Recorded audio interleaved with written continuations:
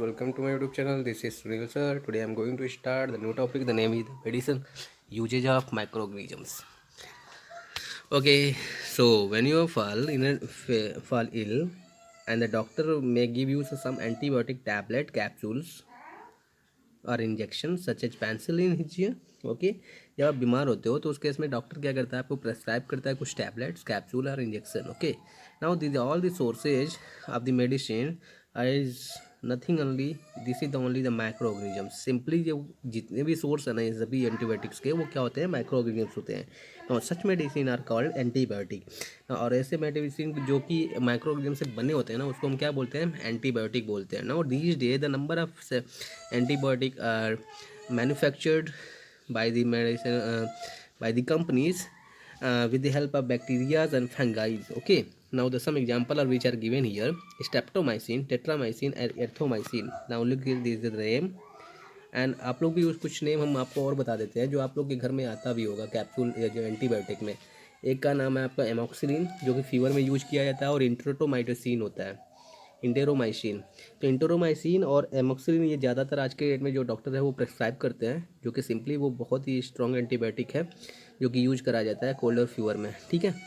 हाँ, these medicine kill the stop the growth of the disease causing micro organism. Simply ये ऐसे medicine होते हैं जो कि क्या कर देते हैं, जो हमारे बॉडी में जो डिजीज पैदा करने वाले माइक्रोब्स या माइक्रो ऑर्गेनिज्म्स होते हैं, उन्हें वो क्या कर देते हैं, स्टॉप कर देते हैं उनकी ग्रोथ को, और उनके ऊपर एक लेयर बना देते हैं, जिससे वो क्या होता है, कुछ देर बाद वो मर जाते हैं, और मरने के बाद क्या होता है कि फिर उसके अंदर ग्रो नहीं होता है माइक्रोब्स का. ठीक है. और फिर हमारे जो हमारा जो फ्लू है, जो भी डिजीज है उससे रिलेटेड, वो क्या हो जाता है, सही हो जाता है. ठीक है.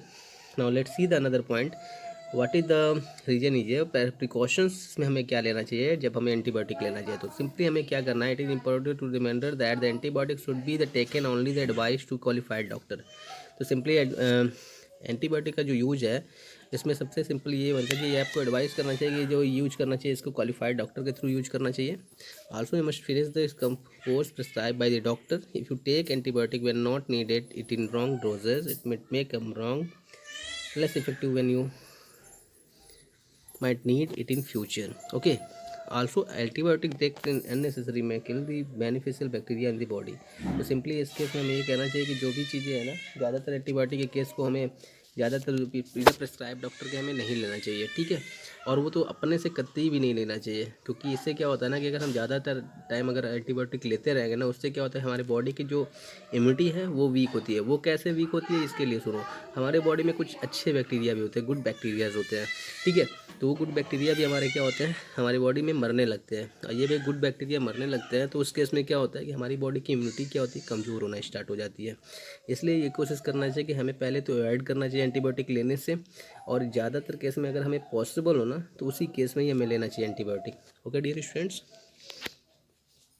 और उस केस में होता क्या है कि अगर हमारे बॉडी में अगर एंटीबायोटिक यूज नहीं होगा ना, मतलब कि एंटीबायोटिक कुछ ऐसे केस अगर और भी कुछ ऐसे केस मिलते हैं. Now look eight here, this is also problem is erases. Here is the antibiotic however not effective against the cold and flu. These are caused by the viruses. Okay. तो simply कुछ ऐसे भी fevers होते हैं जो कि क्या होते हैं, जो हमारे एंटीबायोटिक से सही नहीं होते हैं. ठीक है ना.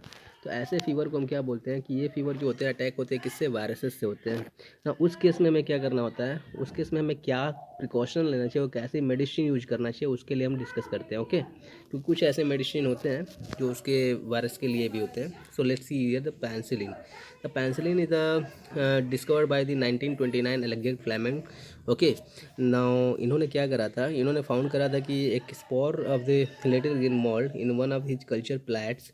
Okay. Now look at this penicillin. यहाँ पे क्या है ना, इसके चारों ओर ऊपर की ओर क्या होते हैं, ये पेनिसिलिन के जो वायरस मतलब कि जो एंटीबायोटिक है वो क्या हो रहा है, ग्रो कर रहा है इसमें. और ये क्या करता है कि प्रिवेंट करता है बैड बैक्टीरियाज को, क्या करता है, प्रिवेंट करता है, रोकने में. ठीक है. तो ये जो होता है क्या है, ये जो मोल्ड होता है, from this mould of the penicillin was prepared. और ये जो मोल्ड होता है इससे क्या होता है, पेनिसिलिन को प्रिपेयर करा जाता है. और इस पेनिसिलिन का यूज करा जाता है आज के डेट में हमारे इंडस्ट्री, मेडिकल इंडस्ट्री में बहुत ज़्यादा बूम इंडस्ट्री में इसका यूज किया जा रहा है, जिससे कई सारी कोल्ड और फीवर की दवाइयाँ बन रही हैं. ठीक है. तो इस तरीके से हम इसको यूज कर रहे हैं मेडिकल यूज में. ठीक है. Now let's see the next point is your vaccine. So what do you mean by the vaccine. तो सिंपली क्या होता है कि पहले के डेट में क्या होता था, जब देखते हो कि चिल्ड्रेन आर गिवन, जब बेबी बॉर्न होता था, when a disease carrying microbe enter out the body produce antibodies and to fight the invader. Okay, होता क्या है कि कभी कभी जब हमारे बॉडी में कोई अटैक होता है किसी माइक्रोब्स का, तो उस केस में हमारी बॉडी क्या प्रोड्यूस करती है, एंटीबॉडीज प्रोड्यूस करती है, जो कि उससे लड़ने में हमारी बॉडी मदद करती है, उस रोग से लड़ने में मदद करती है। उस चीज़ को हम बोलते हैं एंटीबॉडीज़। ये बॉडी के अंदर जनरेट होना स्टार्ट होती है जब हमारी इम्यूनिटी स्ट्रांग होती है। बट सम केसेज में क्या होता है कि जब हमारी इम्यूनिटी वीक होना स्टार्ट हो जाती है, तो उस केस में हमारी बॉडी में एंटीबॉडीज जनरेट नहीं होते हैं उस प्रॉपर तरीके से लड़ने के लिए उस डिजीज से। तो उस केस में हमें क्या होता है कि कुछ हमारी बॉडी में एंटीबॉडी इंजेक्ट किए जाते हैं थ्रू टू दी वैक्सीन। ठीक है ना। ना look at, this is also ये वैक्सीन के थ्रू हमारे बॉडी में इंजेक्ट किए जाते हैं कि जब भी कोई बॉडी में हमारे कोई उस तरीके के रिलेटेड अगर कोई डिजीज होती है जो कि कजिंग माइक्रोब्स होती है, तो उस केस में वो क्या करता है कि ऑटोमेटिकली वैक्सीन हमारा क्या करता है, एंटीबॉडी रिलीज करता है हमारी बॉडी में। आज जब एंटीबॉडी हमारी बॉडी में रिलीज होता है, तो उस केस में वो क्या करता है कि वो जो माइक्रोब्स होते हैं उन्हें वो क्या करता है, किल करना स्टार्ट कर देता है, और फिर से हमें क्या करता है, प्रिवेंट करता है हमें कि सब मेनी मोर डिजीज से हमें क्या करता है, प्रिवेंट करता है। तो simply the process, this is how the vaccine works. Simply look noted down this point also. The antibody remain the body, or we are protected from the disease causing microbe. This is how a vaccine works. Several diseases including cholera, tuberculosis, smallpox and hepatitis can be prevented by the vaccination. तो simply vaccination के through हम क्या करते हैं, बहुत सारी disease जो होती हैं जो कि वायरस से जनरेटेड होती हैं, वो क्या होती है, हम उसको प्रिवेंट कर सकते हैं। Children are also given injected to the protect themselves against several diseases. Necessary vaccine are available in hospital also. And now look eight year, जब बॉबी हमारा बॉर्न होता है तो उस केस में भी हमें कई सारे टीके लगवाने पड़ते हैं उस बेबी को। तो जो बेबी को टीके लगते हैं ना, वो एक प्रकार का वैक्सीनेशन है, जिससे हमारे बॉडी में, उसके बॉडी में क्या होगा कि एंटीबॉडी जनरेट होगा, और वो कई सारे रोगों को लड़ने के लिए क्या करता है, मजबूती प्रदान करता है हमारी बॉडी को। ठीक है। Now the vaccination are also given to the children to protect against polio under the polio pulse programme, and polio drops are also given by the children, given to the children by the actually the vaccine, and this is called oral vaccination. Now the oral vaccination, जिसमें क्या होता है, vaccine को mouth के through दिया जाता है, उसको हम क्या बोलते हैं, ओरल वैक्सीनेशन बोलते हैं। और जब इंजेक्ट किया जाता है हमारी बॉडी में, तो उसको वैक्सीनेशन बोलते हैं। ठीक है। सो आई थिंक इतना क्लियर हुआ आपके लिए। Now these days the vaccine are made at the large scale of the microorganisms to protect human and other animals several diseases. And now look at इस केस में ना, आज की डेट में जो बहुत सारे माइक्रोब्स का यूज करके हमारे बॉडी के लिए वैक्सीन तैयार किए जा रहे हैं, जो बहुत तरीके के वैक्सीन तैयार किए जा रहे हैं, क्योंकि हमारी बॉडी में बहुत सारे रोग होते हैं, तो उस केस में अलग अलग तरीके के वैक्सीन हमारे बॉडी के लिए तैयार किए जा रहे हैं। ठीक है, आज की डेट में।